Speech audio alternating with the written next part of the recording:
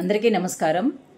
ఈరోజు మన మంచి మాట కార్యక్రమంలో మన జీవితంలో మనం ఉన్నత స్థానంలో ఎదగాలి అంటే ఓర్పు యొక్క స్థానం ఏంటి, పేషెన్స్ ఎంత ముఖ్యమో అనేటటువంటిది ఈరోజు మనము తెలుసుకుంటామండి. మనకి ఒక పద్యం మనం చిన్నప్పుడు చదువుకున్నది నాకు గుర్తొస్తుంది. ఏంటంటే, ఓర్పు నేర్పు ఉంటే ఓటమి లేదని తెలుసుకో. అంటే మనిషికి ఓర్పు అనేటటువంటిది చాలా ముఖ్యము. ఏదైనా ఒక పని సాధించేటప్పుడు అది ఎంత కష్టమైనా సరే చాలా ఓర్పుగా మనిషి అనేటటువంటి వాడు ముందుకి నడవాలి.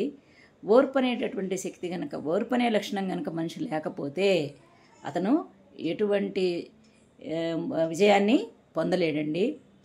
మన పురాణ గాథలు చూస్తే ఎన్నో మనకి ఉదాహరణలు కనిపిస్తాయి.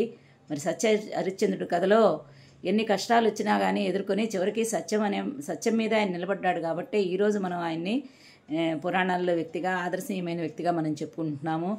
అలాగే సైంటిస్టుల ఓర్పు ఎంత ఓర్పు అండి. మరి మొన్నే మనం చూసాము, మన స్పేస్లోకి వెళ్ళినటువంటి వాళ్ళు ఎన్ని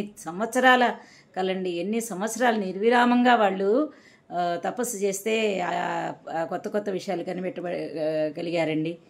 అలాగే ఇంకా మరి ఆర్మీలో పనిచేసేటటువంటి ఆఫీసర్స్, వాళ్ళకి ఎంత ఓర్పు అండి. మనం ఇక్కడ హాయిగా ప్రశాంతంగా ఉంటున్నామంటే వాళ్ళు ఎంత ఓర్పుతో చలికి, వానకి, ఎండకి లెక్క చేయకుండా సరిహద్దుల్లో కాపు కాస్తుంటే వాళ్ళ ఓర్పు ముందు మన ఓర్పు ఎంతండి. కాబట్టి ప్రతి మనిషి కూడా ఓర్పు అనేటటువంటిది చాలా ముఖ్యం. ఈ రోజుల్లో చూస్తుంటే కనుక మనుషులకు అస్సలు ఓర్పు అనేది కనిపించడం లేదు.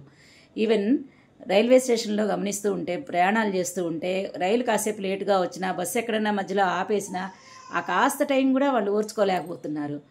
తొందరగా కానివ్వండి, ఇంకెంతసేపు ముందుకెళ్ళండి అని అలా తొందర పెడుతూ ఉంటారు. సో ఓర్పు అనేటటువంటిది చాలా గొప్ప క్వాలిటీ అండి. ఇది ప్రతి వాళ్ళం కూడా, మనందరం కూడా అవలంబించుకోవాలి. ధన్యవాదాలు.